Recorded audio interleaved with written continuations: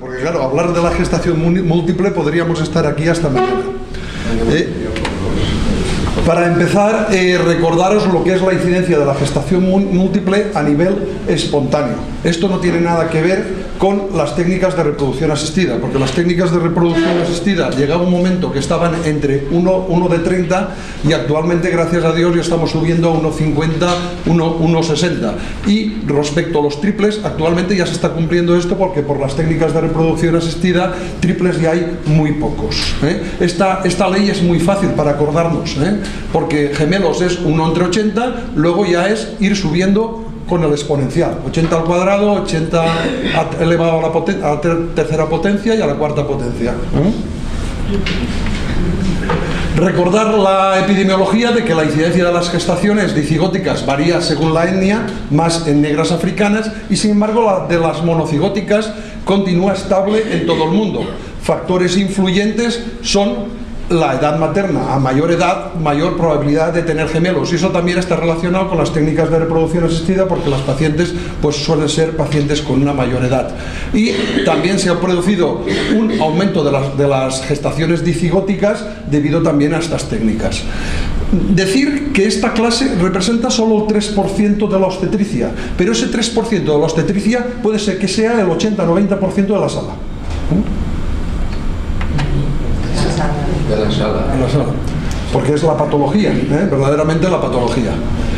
La clasificación tenemos que tener en cuenta lo que son dicigóticos, o sea, 2 óvulos fecundados por 2 espermatozoides, y los monocigóticos, un óvulo que se divide, y si se divide menos de 3 días es una gestación bicorial biamniótica, que suele ser el 30%, como todas estas. Hay descritos 6 casos de dicigóticos que son monocoriales a nivel de la bibliografía mundial. Yo no acabo de creérmelo, sobre todo en técnicas de reproducción asistida.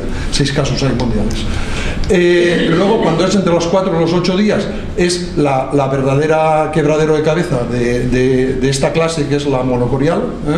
Si es de 8 a 12 días, tenemos la monoamniótica, que gracias a Dios es muy poco frecuente, con un 1% de los casos, y si pasa de los 13 días tenemos los siameses, que después os presentaré un caso que tuvimos hace 5 años aquí en la casa. También, para ponernos en el tema, que es lo que os he dicho antes, tenéis que saber la importancia del embarazo gemelar. Por un lado tenemos las complicaciones maternas durante el embarazo, que son todas a la enésima potencia, y entre ellas pues el gel, el hígado graso, que estábamos valorando el otro día, los embolismos pulmonares. También a nivel de obstétricos verdaderamente dichos, la principal de todas es la prematuridad, que es la que llena las salas de neonatos a nuestros pediatras.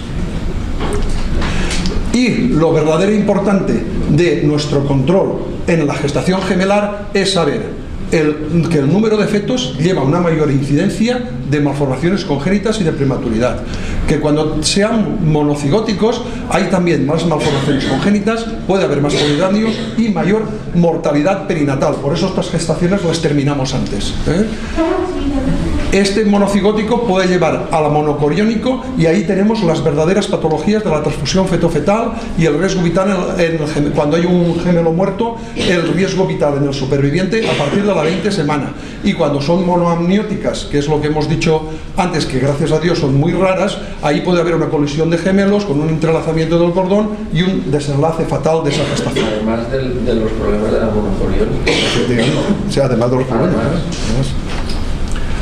Por eso es muy importante el diagnóstico precoz en estas gestaciones. Tenemos que saber rápidamente, lo antes posible, la corionicidad y la amnionicidad de estas gestaciones. La corionicidad se puede establecer ya a partir de la semana 5. Ya podemos ver los sacos. Y el número de fetos a partir de la semana 6. Y la amnionicidad cuesta un poquito más porque es a partir de la semana 8. Pero esto no es tan sencillo como parece, porque claro, esto sería lo ideal: número de sacos, número de vesículas vitelinas igual al número de fetos, con lo cual la corionicidad es igual a la amnionicidad, y nos quedamos tan anchos. Pues no, hay veces que solo hay un saco, hay 2 vesículas vitelinas y hay 2 fetos vivos. Entonces tenemos el monocorial diamniótico. pero también podría haber monocorial monoamniótico, porque una de estas vesículas podría desaparecer. Y cuando hay un saco, una vesícula y dos fetos vivos, entonces ya es monocorial monoamniótico. Luego hay que ser un poco prudentes en las primeras ecografías, porque claro, todos tenemos el ansia de diagnosticar rápidamente y decírselo a la paciente, porque esperar una semanita o 2 semanitas nos puede dar un mejor diagnóstico. Este es el típico caso de un saco y una sin membrana, porque claro, es el monoamniótico, 2 embriones y la sin membrana. Pero estás en la semana 8. Sí.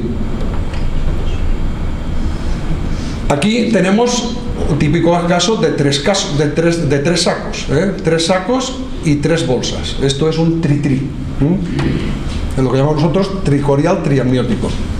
Aquí vemos ya 2 sacos, pero si nos fijamos, aquí tenemos una vesícula, aquí tenemos otra vesícula y otra vesícula.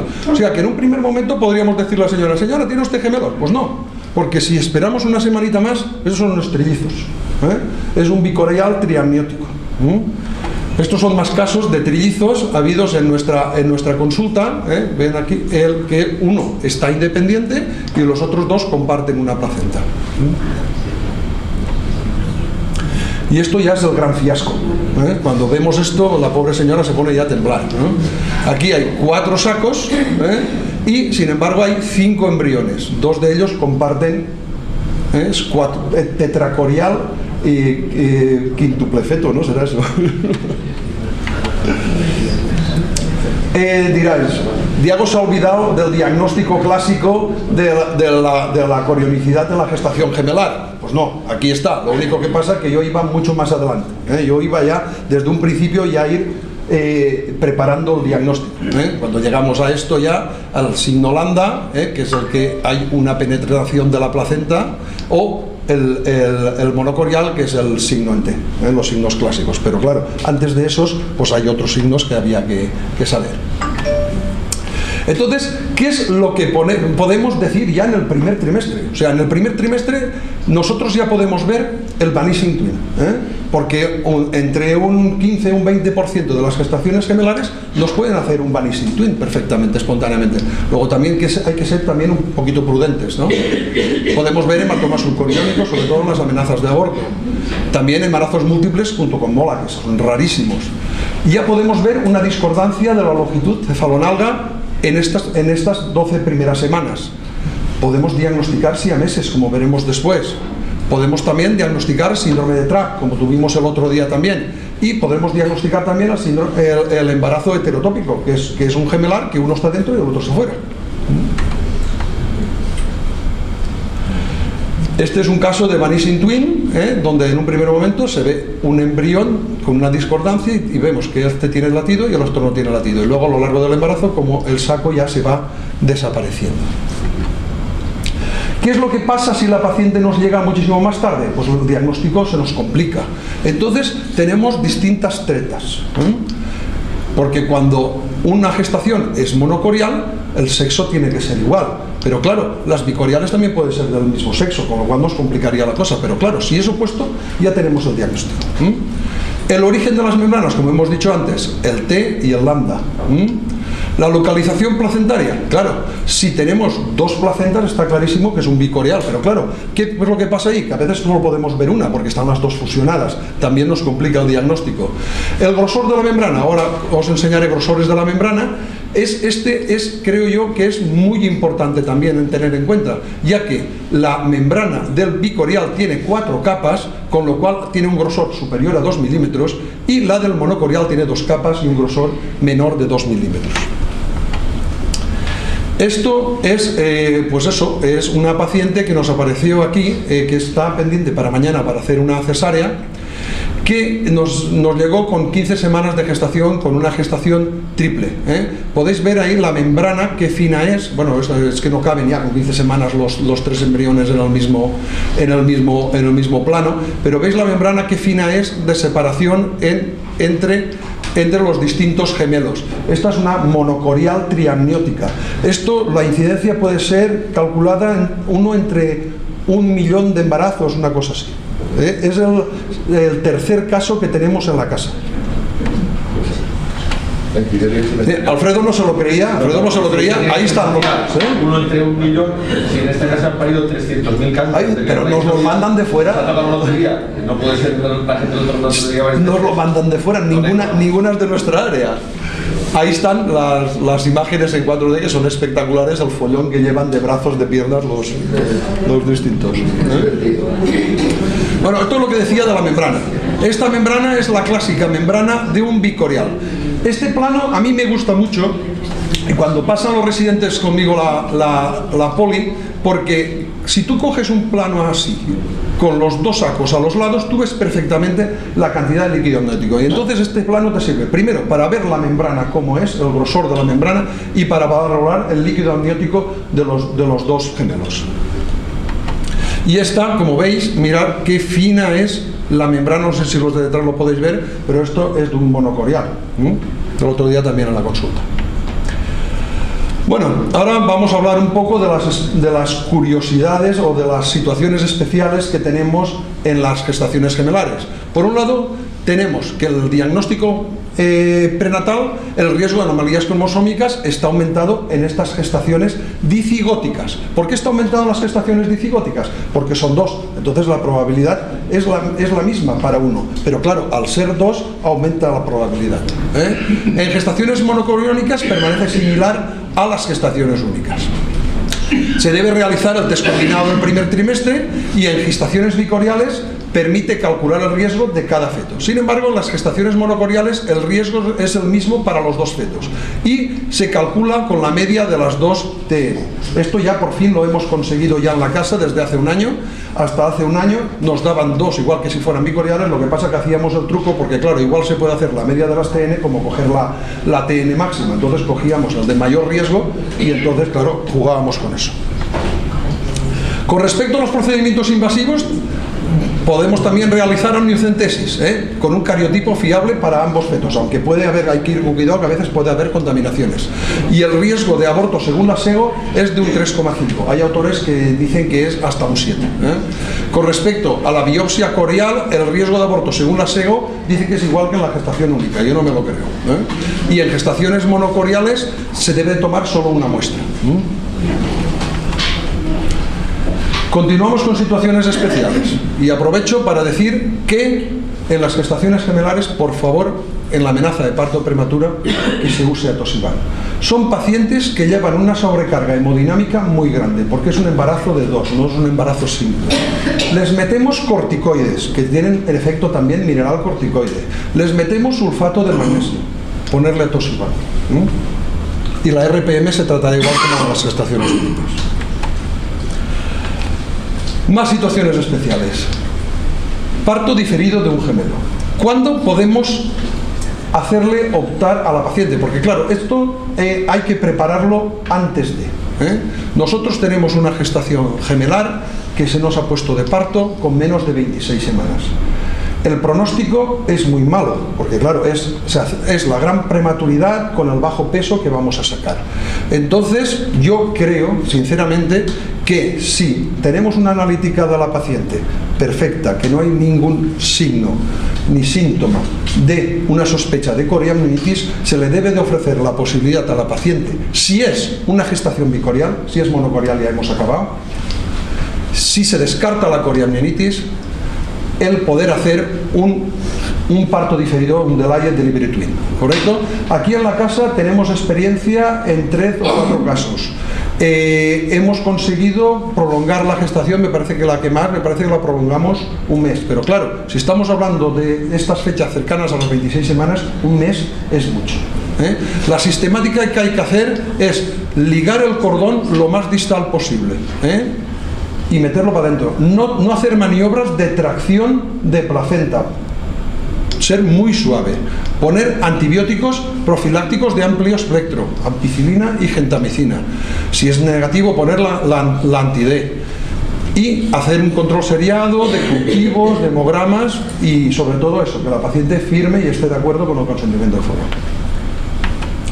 Otro caso especial, el CIR. Vicente, que lo que sí encontrar en esta situación a lo mejor sería poner un tope inferior, porque si la que más nos dura son 4 semanas, a partir de la 26, por debajo de la viabilidad, por 22, 23 semanas, a lo mejor no tiene sentido hacer nada. También con 18 semanas. Sí, pero cuando está en 23, 24, pues a lo mejor tiene sentido. Por lo menos planteable. Bueno, tenemos una que de Maikes, que fue un aborto de 18 semanas que llegó hasta la 32. Lo único que pasa es que ese caso, claro, es que, no sé, fue una cosa así un poco rara, pero aguantó hasta la 32, yendo y viniendo, riendo y viniendo. ¿Te acuerdas, no? Del caso de Maikes. Pasa que ese caso yo no lo acabo de decir, porque es que no hubo ni ligadura de cordón ni nada, que lo tiró en casa y dijo que lo había tirado también, no sé. Bueno. ¿Ya dirías también la citromicina, no? No hay por qué.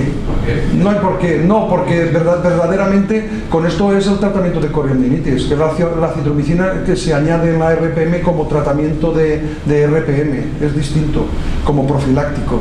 ¿Entiendes? Esto es, no sé, es que son las pautas que he encontrado por ahí, ¿eh? Pero esto es una RPM también. Bueno, pero es que ya ha vaciado todo, teóricamente eso ya no hay producción de líquido amniótico, es que el niño ya ha desaparecido, ya no hace pipí. Pero la puerta está abierta. La puerta está abierta, pero se cierra el cuello otra vez. El cuello se vuelve a cerrar. No sé, ponerle más caña se podría poner, pero que en la bibliografía no lo pone, ¿eh? A mí me parece razonable con la citromicina que está comentada por allí, porque... Hombre, es ponerle más caña, pero no sé. Bueno, es lo que hay, es una cosa planteable para que la tengamos en la mente. Bueno, esto también me gustaría para que todos habláramos con el mismo idioma, ¿eh? Porque, claro, no es lo mismo crecimiento discordante que restricción de crecimiento, ¿eh? Porque muchas veces la gente habla y lo cruza todo. Crecimiento discordante es cuando la diferencia de peso estimado entre los dos gemelos es mayor de 25%. No tiene por qué haber un retraso de crecimiento, ¿eh? Y restricción de crecimiento es cuando el peso estimado es como es el CIR normal de la gestación única, es menor del percentil 10, ¿correcto? Vale, luego el problemático que tenemos aquí es el de las monocoriales con el crecimiento discordante. Esto es lo que llamamos el CIR selectivo, ¿eh? Que hay de dos tipos. El tipo 1 sin alteraciones del Doppler y el tipo 2 con alteraciones del Doppler, que es el verdaderamente peligroso. También decir que Alfredo está muy a favor de este señor, de Alexander, porque tiene una serie de 500.000 de gemelares y ha hecho una tabla bastante buena, yo la tengo colgada en la sala, pero tiene muchos detractores, ¿eh? O sea, las tablas de crecimiento de los gemelares la gente las ataca mucho. ¿Por qué las ataca mucho? Primero, porque no diferencia las corionicidades. Y segundo, porque la mayoría de series, quitando la serie de Alexander, son de chicha y agua. ¿Por qué? Porque, claro, también la incidencia, que es lo que hemos estado hablando, es un 3%.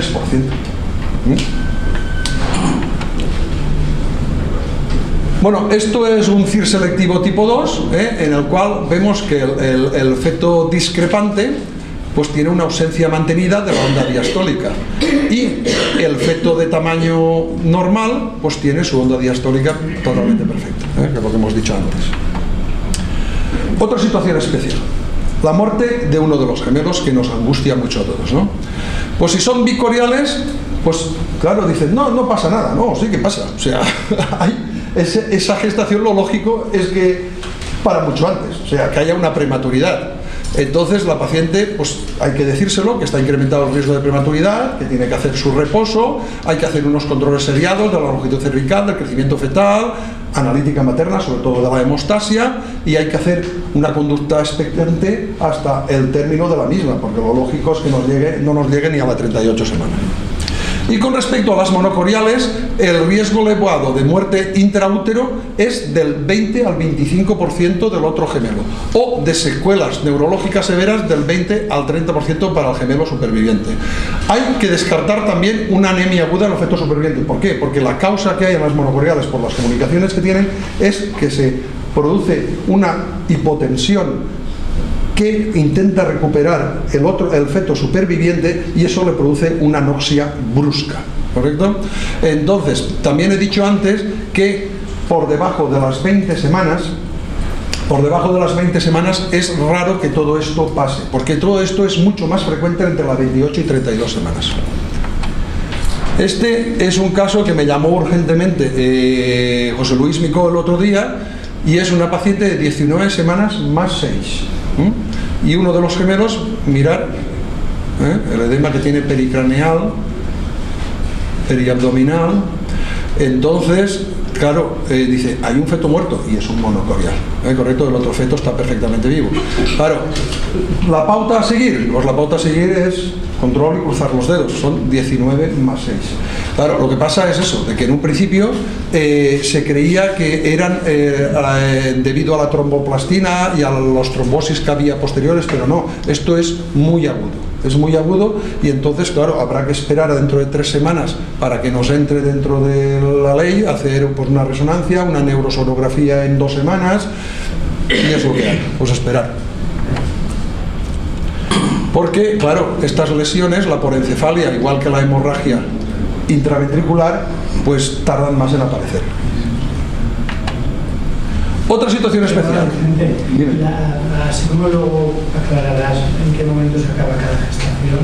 Sí, está al final, está al final. Con el feto muerto intrauterino, ¿cuándo se acaba? Igual que los vivos. No, el feto muerto intrauterino depende, te lo he dicho. En la bicorial esperamos a que llegue a término, pero no va a llegar el problema que tiene el feto muerto intrauterino es que te va a producir una prematuridad en esa gestación. Y lo lógico es que entre la 32, 34, depende de cuándo se muera, eso es espontáneo. Pero si continúa, ¿cuándo se acaba? Igual que el vivo. En el bicorial igual y en el monocorial sobre la 34 35 semanas. Bueno, síndrome de transfusión feto-fetal. Esto aparece en el 15% de las gestaciones monocoriales, debido a una anastomosis arteriovenosas, que ahora os las explicaré en un gráfico para que las veáis bien. Es un diagnóstico ecográfico, ¿por qué? Porque es un desbalance de líquidos. Hay un feto donante y un feto receptor. El pronóstico depende del momento de aparición y del grado, los estadios de Quintero, pero claro, esto es muy traicionero, porque igual te puede pasar de un estadio 1 a un estadio 4 que de un estadio 1 a un estadio 2. No es uniforme la saltada.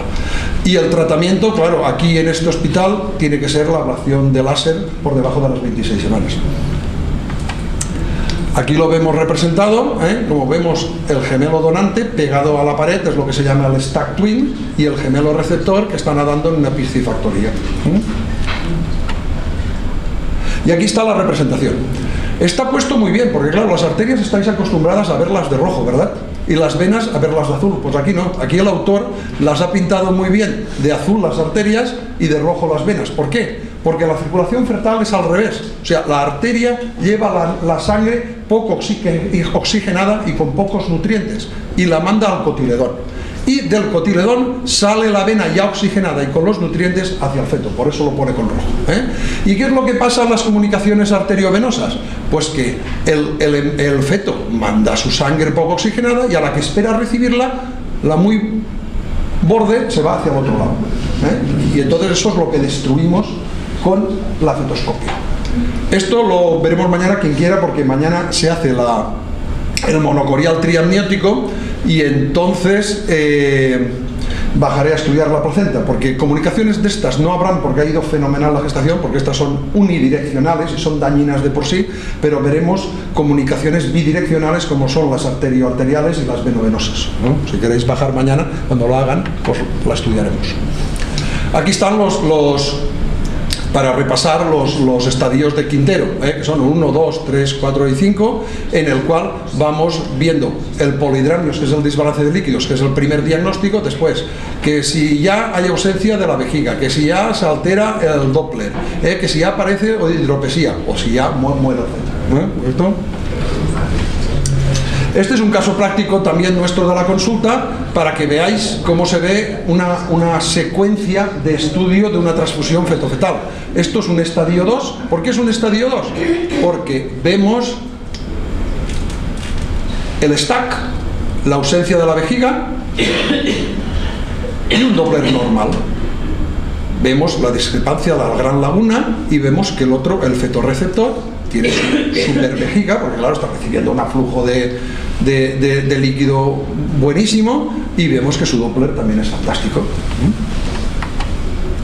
Esto es un estadio 3. ¿Por qué es un estadio 3? Porque vemos también el stack, y cuando hacemos el Doppler vemos una ausencia mantenida de la onda diastónica. Y el receptor lo vemos con su vejiga y su Doppler perfecto. Estos son los aparatos que utilizamos. Esto es el fetoscopio, que se parece mucho al histeroscopio, que mide 3 milímetros. Esta vaina, tenemos otro inferior de 2 milímetros. Esto es el láser, que utilizamos la de 400. Esto es el aparato de láser diodo, que tenemos una potencia de hasta 50 vatios. Y nada. Pero esto no acaba aquí, claro. Tú has operado y dices, ya, de categoría, pues ya no. Pues esa paciente da muchísimo faena. Porque después de la intervención quirúrgica pueden haber recurrencias que hay que controlar. Puede haber la secuencia TAP, que todavía no había hablado con ella, que se describió en el tratamiento post-fetoscopia, pero ahora se ha visto que también puede aparecer en los monocoriales sin tratamiento fetoscópico, cuya definición es anemia de uno de los fetos, o sea, la velocidad picosistólica mayor de 1,5 múltiplos de mediana, y el otro una poliglobulia importante, o sea, menor de 0,5 múltiplos de mediana.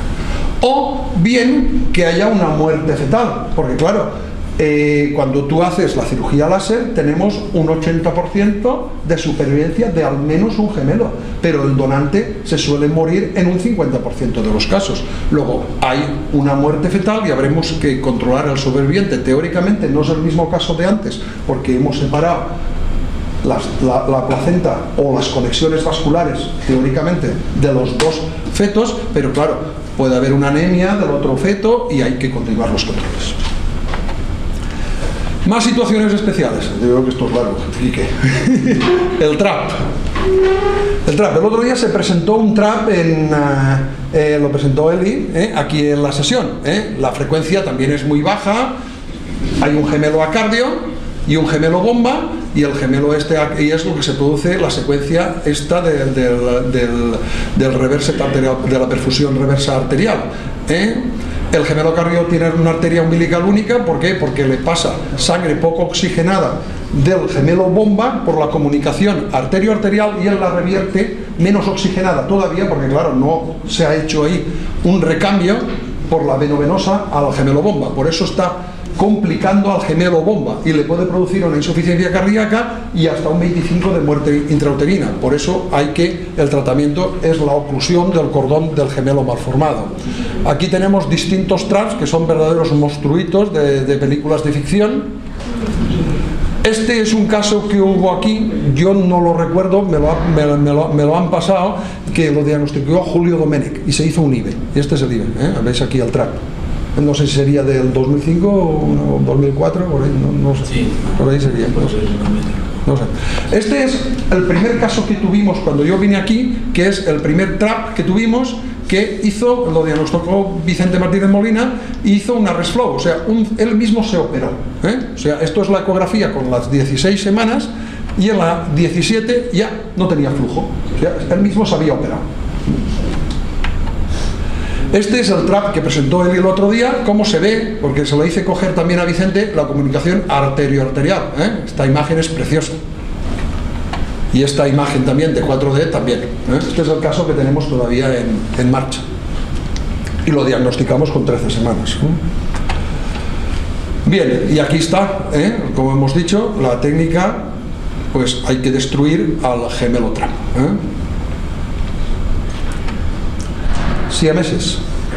Siameses hay de dos tipos, no son todos iguales. Tenemos los simétricos y tenemos los asimétricos.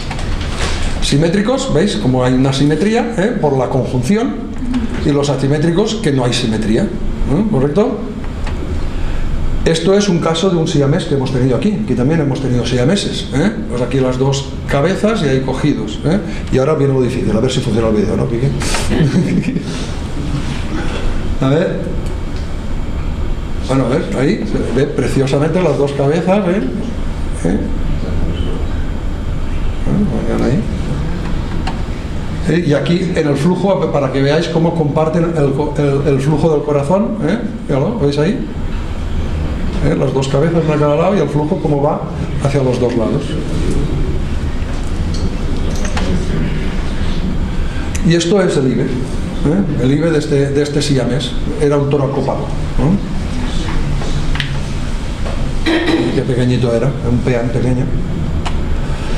Esto lo he tenido que sacar de un libro, esta imagen, porque es que claro, yo esto no lo he visto nunca, el fetus in fetus, ¿correcto? Es una gestación monocigótica, monocorial diagnóstica, localizada al interior de un gemelo, probablemente debido a anastomosis de las circulaciones viterinas.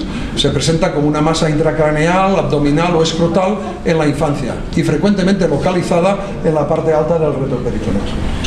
Esto es, pues no sé si alguna vez en la vida lo veremos, pero teóricamente esto lo verá Carlos Gutiérrez, ¿no? Porque ya le irán a él, ya son niños, ya le irán a él. Bueno, más situaciones especiales. La reducción embrionaria. Ya he dicho antes que las gestaciones múltiples, y sobre todo la de alto orden, tienen pues muy mal pronóstico por la prematuridad. Y entonces, ¿qué se puede hacer? Pues también se puede hacer una reducción embrionaria y hay que decírselo a la paciente. Toda gestación triple, tricorial, triamniótica, hay que decirle a la paciente la posibilidad de que ella elija. En las bicoriales triamnióticas la bibliografía no está muy de acuerdo porque claro, la reducción tiene que ser a 1. Pero también hay que decírselo, y en las monocoriales triamnióticas no hay razón porque no hay gestación. También utilizamos esta técnica en la interrupción selectiva en caso de malformaciones discordantes. Si es bicorial, mediante el cloruro potásico, y si es monocorial, mediante la pinza bipolar, que tenemos también un caso de una espina bífida con 22 semanas. Bueno, después de todo esto, pues daros unas recomendaciones generales de qué hacer con estas gestaciones que nos causan tantísima patología y nos llenan las salas de obstetricia. Hay que informar muy bien del riesgo y las medidas de precaución y mentalizar a la paciente del riesgo que tienen de prematuridad. Que el aumento ponderal no sea relativamente excesivo. Hay que darle una dieta hiperproteica con un suplemento de 300 calorías diario. Hay que dar también suplementos de hierro, de ácido fólico, porque desgastan mucho a estas pacientes. Hay que decirle que reduzca la actividad física y sobre todo que tenga abstinencia sexual a partir del tercer trimestre y baja laboral. La precocidad de las visitas y de las ecografías dependerá de la corionicidad de la gestación y de que ambos serán de forma simultánea, y el objetivo de la ecografía será siempre la valoración del crecimiento fetal, la medición de la longitud cervical. Este tema puede estar también en entredicho, porque claro, aquí está el tema de la longitud cervical universal. Es que no es lo mismo la longitud cervical universal en la gestación única, que ahí puede haber sus discrepancias, pero aquí en la gestación gemelar yo creo que debe de ser una cosa sistemática, porque ya tenemos una prematuridad ahí latente. Y si algo nos puede orientar o algo nos puede prever el poder dar corticoides a esa paciente y que el niño, aunque nazca prematuro, nazca ya maduro, pues lo debemos de hacer. El trabajo del pesario del otro día que decía, cuando el cervix sea corto, pero es que claro, es que yo una longitud cervical de 38 milímetros en la semana 20, pues yo no le pongo un pesario.